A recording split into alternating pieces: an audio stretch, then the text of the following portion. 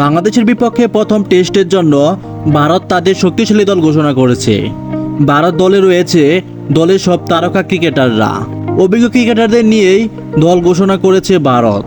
রোহিত শর্মা দলীয় ক্যাপ্টেন, শুভমান গিল, জয়সওয়াল, বিরাট কোহলি, রাহুল, সরফরাজ খান, ঋষভ পান্ট, জুরেল, রবিচন্দ্র আশ্বিন, জাদেজা, অক্ষর প্যাটেল, কুলদীপ যাদব, মোহাম্মদ সিরাজ, আকাশদীপ, বুমরা এবং ইয়াশ দোয়াল।